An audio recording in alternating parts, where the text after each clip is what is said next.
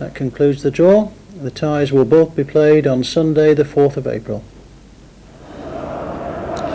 Thank you, Graham. So we have got the North London rivals are paired together just as they were 2 years ago when you'll recall they met in the semi-final at Wembley, and Spurs got through. And of course there's the possibility of an all-Sheffield semi-final as well, but of course the Wednesday got to beat Derby tomorrow, and United have got to beat Blackburn in their replay. One or two thoughts here about the draw, Alan? Yeah, I thought that the North London rivals would have wanted to avoid each other in the draw. All North London final never happened. No. So it won't happen now. Jim, final thoughts about today?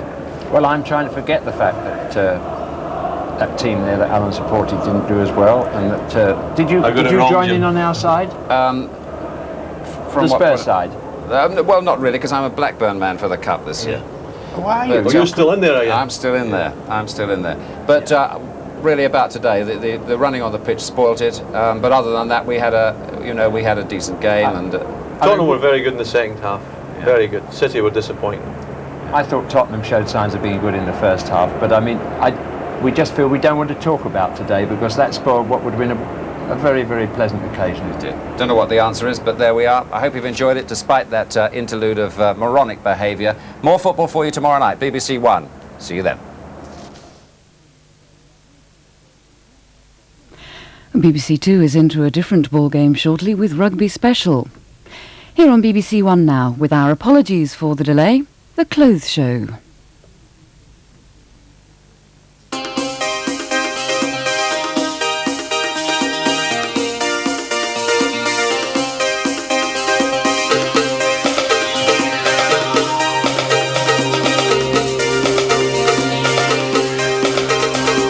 Catherine Hamlet started it and was followed by John Galliano, Vivienne Westwood and Rifat Ozbek.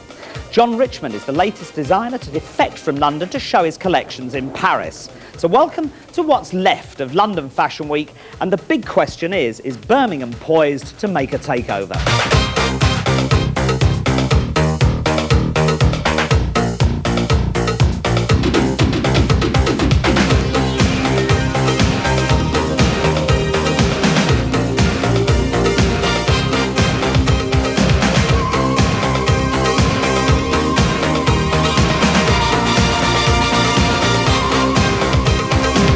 For the past few days, the buyers, the journalists, the photographers, the models, and topping the bill, Britain's fashion designers have been here under the spotlight at Olympia in London. In the 6 years since the first clothes show back in 1986, British Fashion Week has shrivelled. Then it was a major showcase with days packed with exciting catwalk shows. Now in March 1993, there are less than a fifth of the designers that were showing 6 years ago here at the Ritz. And the organisers have struggled to fill 2 days with catwalk shows. The fact is we are in the middle of a very serious recession, hopefully at the end of a recession, and there's no doubt about it that you can't afford to have enormous exhibitions, which is what all the designers would like. We've asked them, they'd like that, and those are our plans for the future, to put on larger exhibitions, but you really can't afford to do that in the middle of a massive recession. People can't afford the space, they can't afford the catwalk shows, and they're showing many of them in their own showrooms. At least they're showing. At least they have fashion parades in their own showrooms, and they're still in business, which is a great thing. If this season has achieved nothing else, it's been enormous press coverage. After a vicious onslaught from the Daily Mail and the Daily Express, it was followed with more positive stories in the Times, the Independent and the Evening Standard. Despite all the hyperactivity by the press, Fashion Week is after all about selling clothes. For those designers who have stayed in town, the shows will go on. First onto the catwalk is someone who's remained loyal to London, Caroline Charles. Rich brocades and embroidered velvet adorned the bodies of Gothic maidens, and together with hats by Stephen Jones, they combined to make a strong opening statement for Caroline Charles. Fluid silhouettes floated down the runway, and layered dresses in soft crepes with fitted waists introduced a collection of solid reliability. Ghostly and entrancing, Caroline's quiet sophistication absorbed historical Gothic splendour to give her clothes tension and sex appeal. There's a definite edge to her evening wear. Embroidery, lace and velvet are set off by chokers and crucifixes. Caroline's collection is always one of calm confidence, but this time it bites.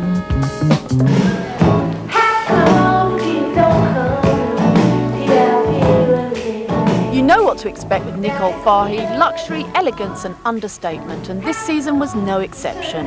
Heavy wool knits over soft leather, this season's staple, the long knitted waistcoat and short woolen waistcoats over grey pinstripe, were all cleverly styled looks that I craned my neck to see.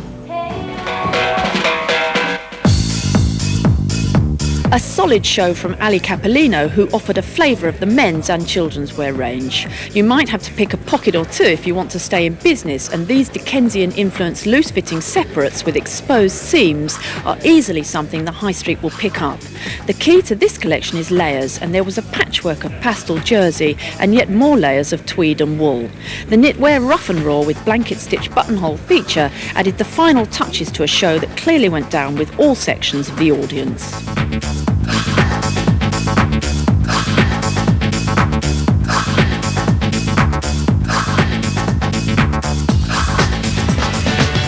Mulberry had their first show in 10 years. It was a solid affair of traditional English staples, which begs the question, could this be a developing area for other big British brand names such as Aquascutum and Burberry's?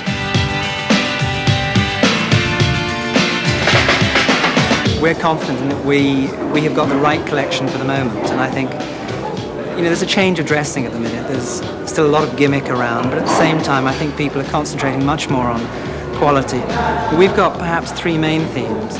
One is to mix a sort of Byzantine, Rococo, very rich fabrics, then mixing tartans and pinstripes together. Quite a lot of fringing coming through in both wool and ultimately in suede.